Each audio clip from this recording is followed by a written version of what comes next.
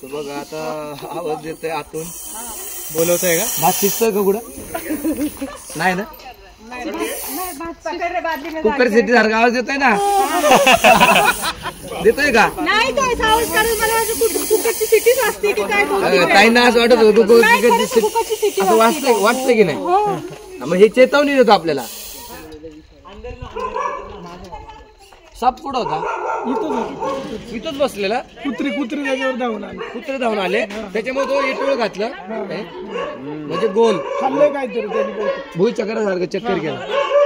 तर नमस्कार मित्रांनो, आज आपल्याला लोहगाव खंडमाळ इथून या सर्वांनी फोन केलेला आहे आणि कुत्र्यांनी काय केलं, हा साप अडून धरलाय आणि जे त्याच्या जवळ जातो तर आपलं भुईचक्कर कसं फिरतं त्या टाईपमध्ये हा काय करतो, त्याची गोल वेटळ मारतो. आणि ह्याने काय केलेलं आहे इकडे बघा तुम्ही, बादली खाली हा घोणं सापाला झाकून ठेवून विटा ठेवलेल्या आहेत. तर बादली ठेवली असती तर साप निघून गेला असता. हे जात नाही का? हे नात पण टाका ना.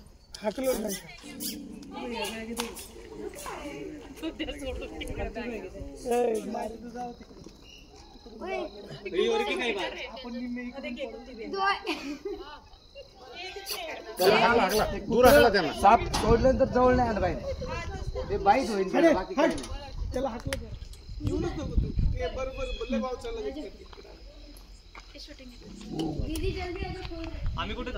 तुम्ही इथंच थांबा की.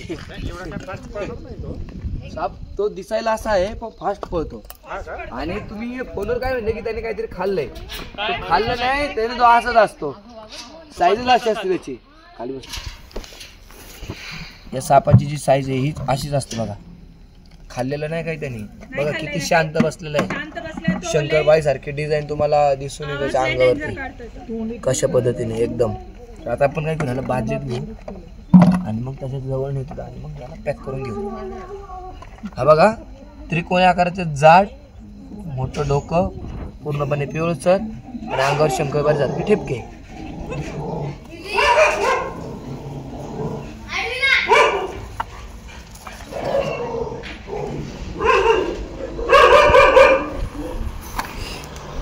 आता बघा बघा काय न करता ही चेतावणी त्याची. ही चेतावणी देतो तो.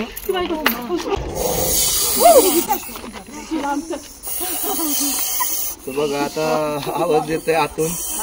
बोलवतोय का? भात शिजतोय का कुठं? नाही ना, कुकर सिटी सारखा आवाज येतोय ना. देतोय का? नाही तो आवाज काढून मला कुकरची सिटीच असते की काय? ताईंना असं वाटत होतं कुकरची सिटी असं वाटतंय की नाही? मग हे चेतावणी देतो आपल्याला. मग आपल्याला काहीच केलं नाही पण लोकांना पाहिल्यानंतर तो असा आवाज येतो.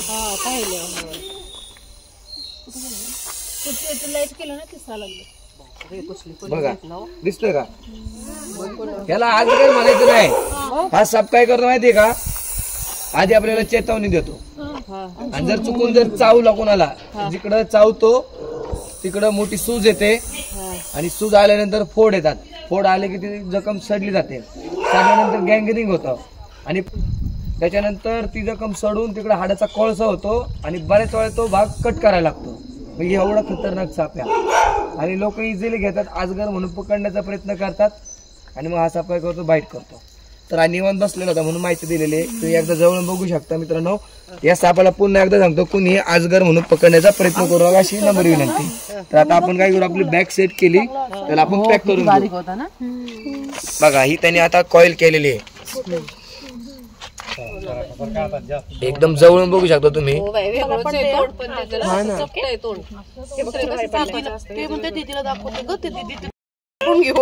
बघा किती मोठं ते जाड डोकं दिसतंय मित्रांनो. तसं पिल्लू नाही म्हणताय ना, मीडियम साईजचा आहे. पिल्लू नाही म्हणताय ना, एकदम टळक उठून दिसतंय ना. आता याच्यात पावसाळ्यात तुम्हाला पिल्ल पाहायला भेटते. राजस्थानमध्ये तो झुंझुन नाही वाजवतो, तो एकमेकाला खवले घासतो आणि त्या मातीमध्ये लपून जातो. शेपटीमध्ये तो शेप स्वतःला काढून घेतो तो. हा असलंच असतो सेम ते. चला एक स्नॅप काढून द्या. आम्ही ज्या पद्धतीने साप पकडू त्या पद्धतीने साप पकडू नका हे नंबर विनंती. ते अचानक बरोबर का तिकडून हाकला त्यांना. मला ते कुत्र्याला हाकला रे, ते ऐकत नाही ऐनवेळी अचानक चावायची भीती असते.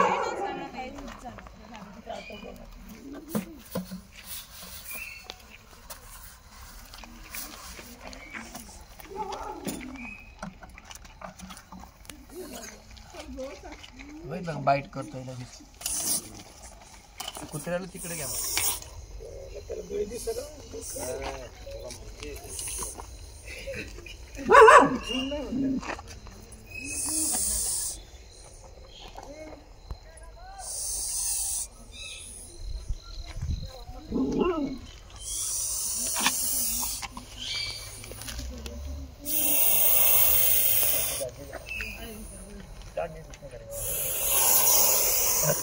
कशीच नाही जायचं होतं.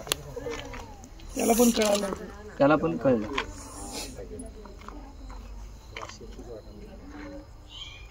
इथून चाललाय.